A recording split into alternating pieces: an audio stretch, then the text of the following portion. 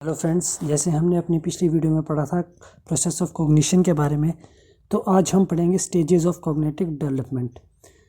ये किन किन स्टेजेस में होता है और कैसे कैसे होता है। तो आइए हम जानते हैं स्टेजेस के बारे में।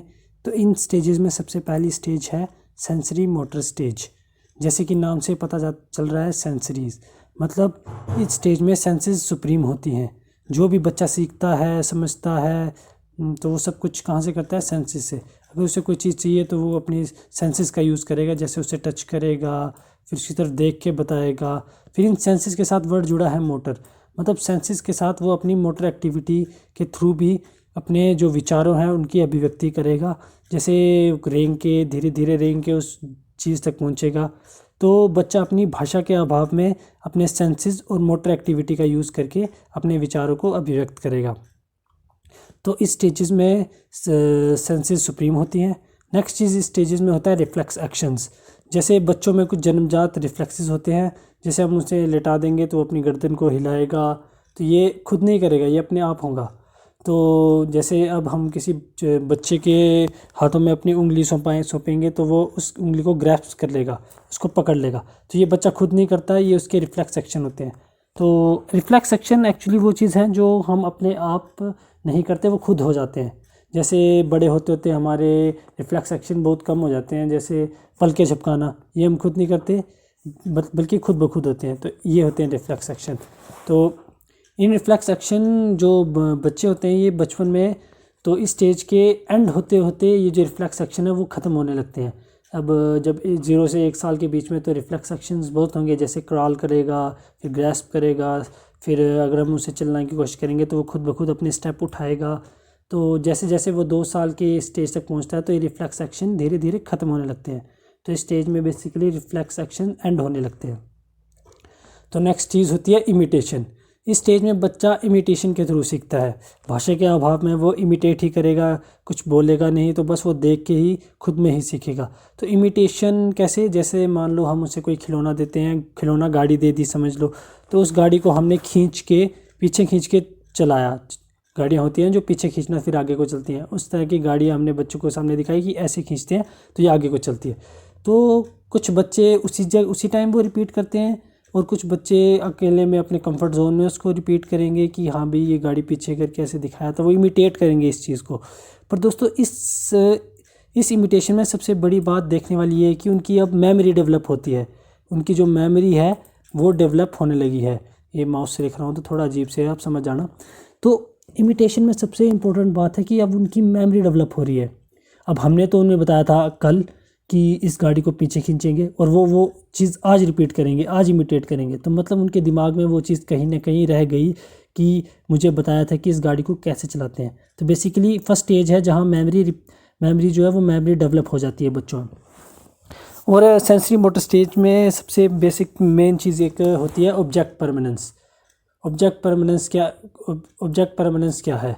ऑब्जेक्ट परमानेंस, जैसे अब बच्चों को हम बोलते हैं कि अब कोई खिलौना की वो बार बार जिद कर रहा है कि मुझे खिलौना चाहिए चाहिए चाहिए, पर हम उनको नहीं देना चाहते। तो हम क्या करते हैं, उस खिलौने को लेते हैं और हम बोलते हैं कि ऐसे ऐसे उड़ाते हैं, और हम बोलते हैं कि चिड़िया लेगी, खिलौने को चिड़िया लेगी, और हम छुपा देते हैं।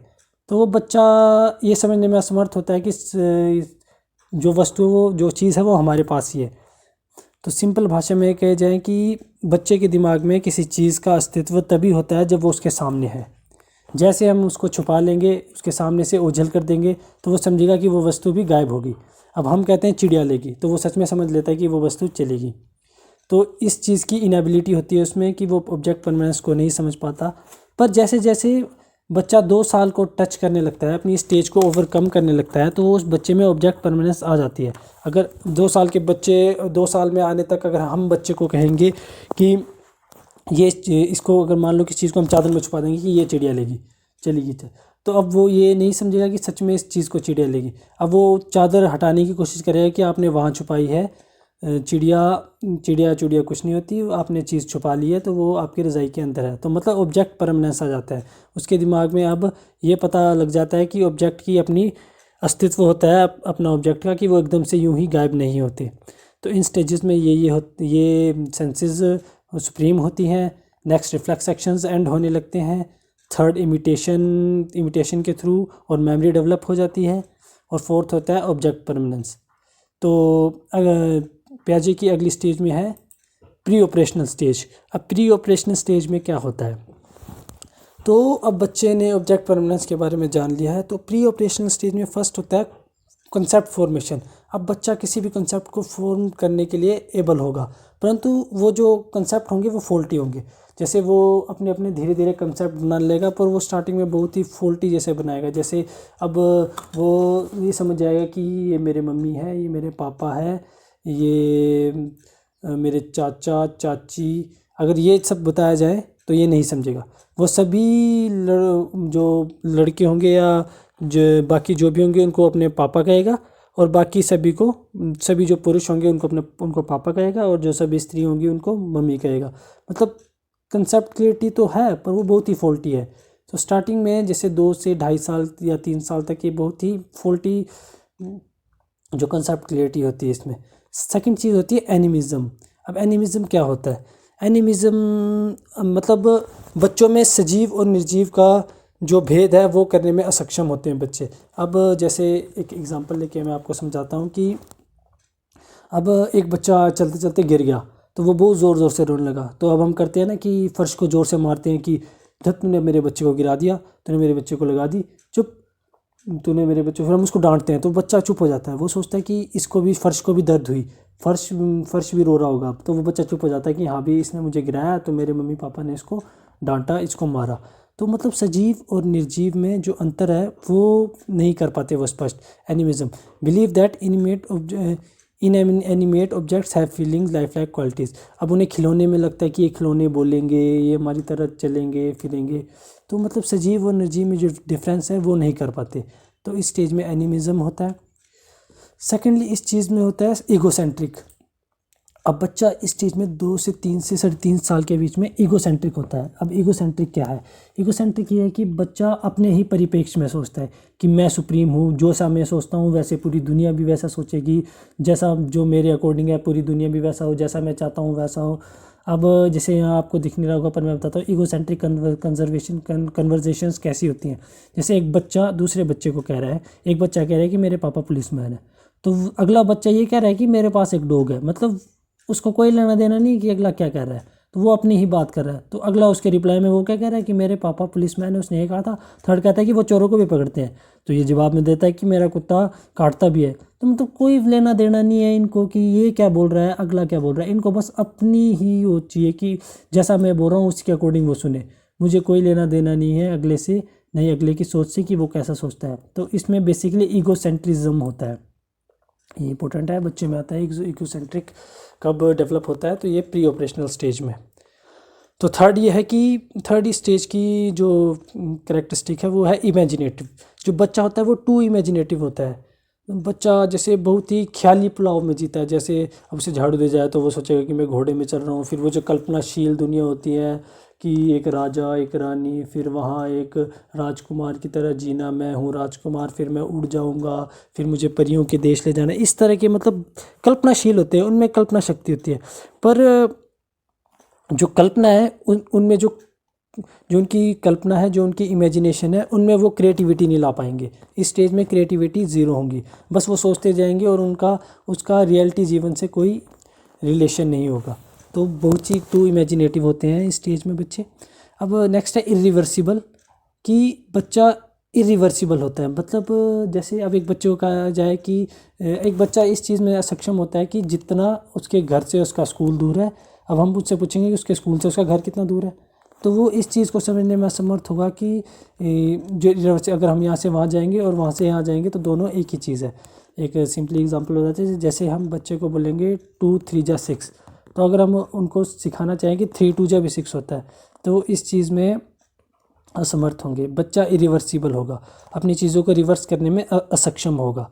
तो इरिवर्सिबल ये भी बहुत इंपॉर्टेंट है। क्वेश्चंस आते हैं कि किस स्टेज में इरिवर्सिबल थिंकर होते हैं बच्चे, कि जिस चीज़ों के रिवर्स ना कर पाएँ, तो वो है प्री ऑपरेशनल स्टेज।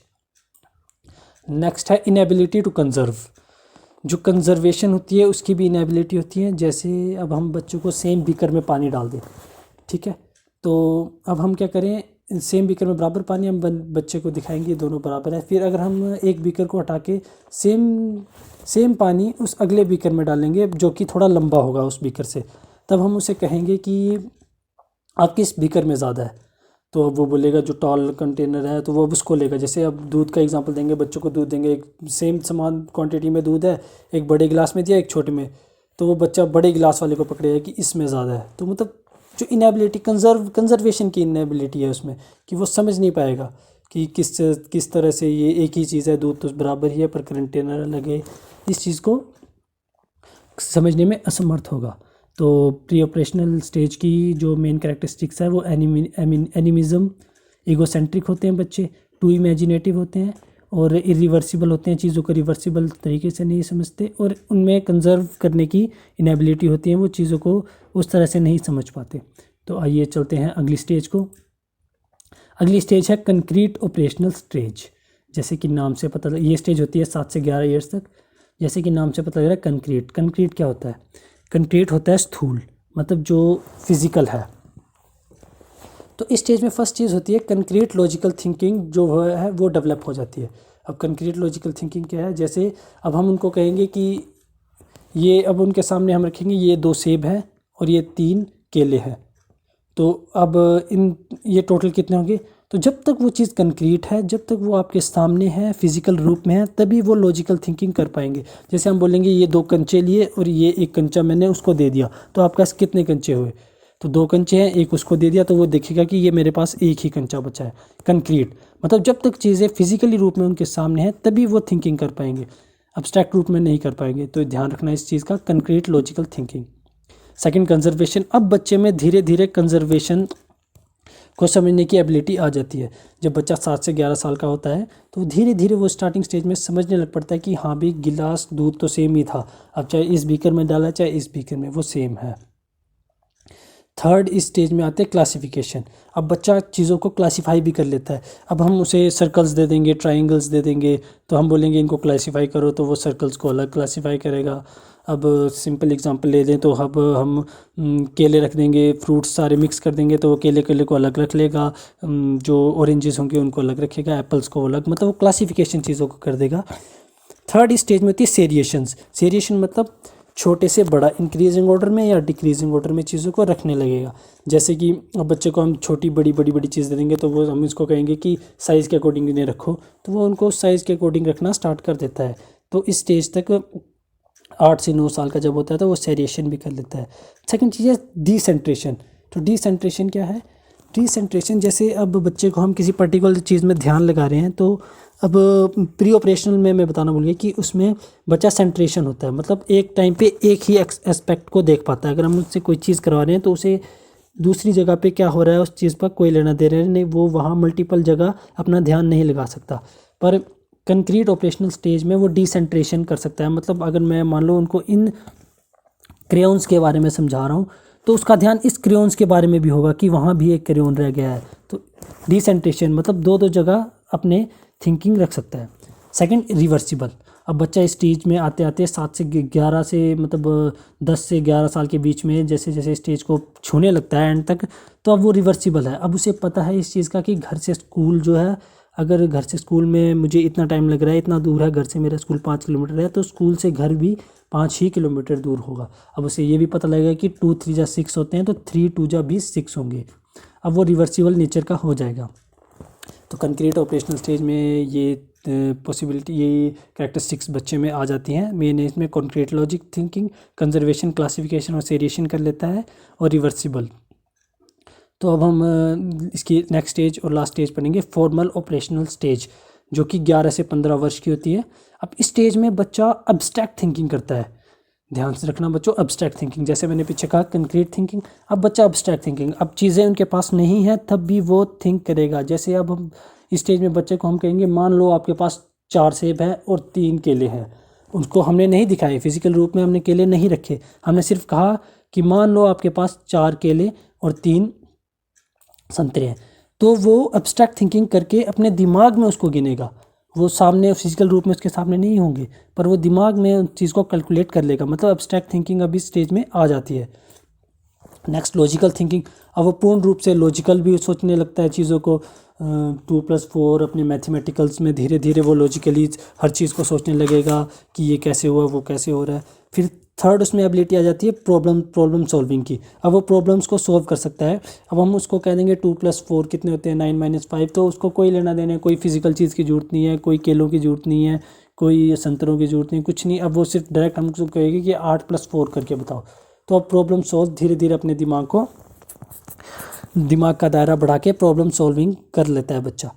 फोर्थ इसमें इम्पोर्टेंट है कि डिडक्टिव रीजनिंग कर लेता है। अब ये जो इस स्टेज में बच्चा जब 14 से 15 साल तक पहुंचने लगता है तो डिडक्टिव रीजनिंग मींस अब हम उसको कह देंगे कि ये फॉर्मूला है, ये एक रेक्टेंगल है, इसकी हमने लेंथ दे दी है 4 यार्ड्स, इसकी ब्रेड्थ दे दी है। अब ये फॉर्मूला मैं आपको बता देता हूँ कि लेंथ इंटू ब्रेड्थ होता है, इन दोनों को जब हम मल्टीप्लाई करेंगे तो वो एरिया निकलाता है। तो हम उसको डिडक्टिव रीजनिंग, पहले फॉर्मूला बता दिया, अब वो नीचे उसके एग्जांपल्स और इसके आंसर्स निकाल देगा। तो वो डिडक्टिव रीजनिंग उस बच्चे में आ जाती है। अब उसको दे देंगे लेंथ इंटू ब्रेड्थ, तो वो आराम से उसका आंसर निकाल लेगा। तो इस स्टेज में क्या है, फॉर्मूला ऑपरेशन स्टेज में एक तो इम्पोर्टेंट है कि एब्स्ट्रैक्ट थिंकिंग कर लेता है, सेकंड लॉजिकल थिंकिंग और प्रॉब्लम सॉल्विंग। अब चीज़ों का एनालिसिस, चीज़ों का सिंथेसिस, एनालिसिस, विश्लेषण, संश्लेषण, सब कुछ करने में वो माहिर हो जाएगा। Trial and error method, deductive reasoning, सब कुछ करने में बच्चा माहिर हो जाएगा। तो ये था पियाजे के stages of cognitive development. Thank you.